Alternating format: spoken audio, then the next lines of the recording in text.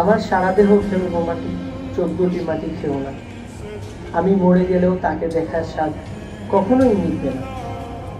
আমার এখনো মনে আছে, আমার প্রিয়তমা স্ত্রী আফরোজা মারা যাওয়ার পর যখন তাকে দাফন করার জন্য কবরে শোয়ালাম,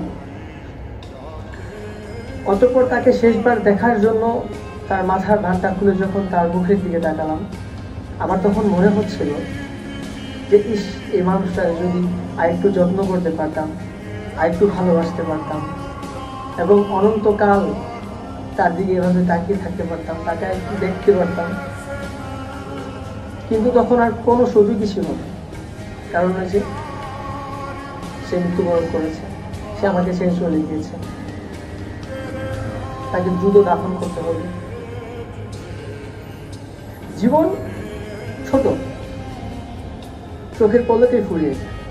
তাই তোমাদেরকে বলি, একটা সম্পর্কে উভয় দুজনে অযথা রাগ, অযথা অভিমান করা, অযথা ইগনোর করা, অযথা ইগো দেখানো, এগুলা বাদ দাও। জীবন ছোট, যতটুকু পারো প্রিয় মানুষের সাথে ভালো ভালো মুহূর্ত কাটিয়ে নাও এবং প্রিয় মানুষকে যত্ন, মায়া, ভালোবাসা দিয়ে নিজের সর্বোচ্চটুকু দিয়ে আগলে রাখো।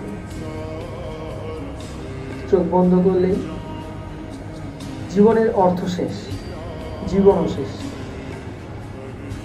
তাই প্রিয় মানুষকে ভালোবাসো, মান অভিমান এসব ভুলে গিয়ে প্রিয় মানুষকে কাছে টেনে নাও এবং মৃত্যুর আগ পর্যন্ত ভালোভাবে একসাথে বাঁচো, একসাথে থাকো।